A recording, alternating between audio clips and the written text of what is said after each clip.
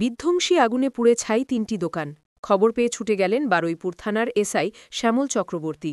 বারুইপুর থানার বংশী বটতলা এলাকায় বাইপাস লাগোয়া ৩টি কাঠের দোকানে বিধ্বংসী আগুন লাগে ভোর ৩:৩০ নাগাদ। খবর দেওয়া হয় বারুইপুর দমকলে। একটি ইঞ্জিন ঘটনাস্থলে এসে আগুন নিয়ন্ত্রণে আনার চেষ্টা করে। আদিগঙ্গা থেকে জল তুলে এখনও আগুন নেভানোর কাজ চালাচ্ছে দমকল।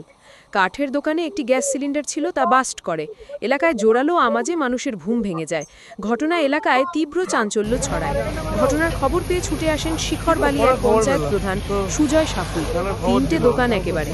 পাশাপাশি স্থানীয় বাসিন্দারা বলেন, আফতাব আনসারি, মুজাফর আনসারি ও ইয়াসিন আনসারির দোকান ছিল।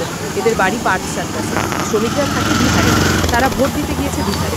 মোট 4-5 জন শ্রমিক দোকানগুলিতে কাজ করত। কিভাবে এই আগুন লাগলো তা পরিষ্কার নয়, তবে শর্ট সার্কিট থেকে এই আগুন প্রাথমিক তদন্তে অনুমান প্রশাসনের। আগুনের তীব্রতা এত ছিল, দোকানের সামনে কাঁঠাল গাছের পাতা ডাল পুড়ে যায়। কিভাবে লাগলো তো বলতে পারবো না। এখানে যখন 4:45 নাগাদ আগুনটা আমি প্রথমে দেখতে পাই।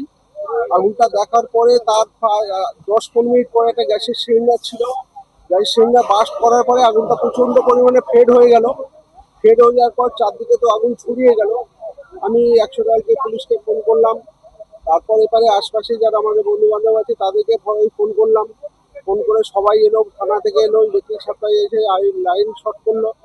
করার পরে এখন দমকলের ইঞ্জিন এসে আগুন নিয়ন্ত্রণে অনেকটা চলে এসছে আগের থেকে। এখন এখানে 3টে কাঠের দোকান ছিল। কাঠের দোকান, পুরাতন কাঠের ফার্নিচারের দোকান ছিল।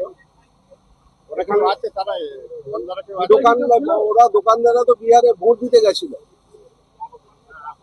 ভোট দিতে গেছে ওরা। দোকানে একটা দমকলের গাড়ি এসছে আর একটা মেশিন খালে থেকে বসিয়ে জল দেওয়া হচ্ছে।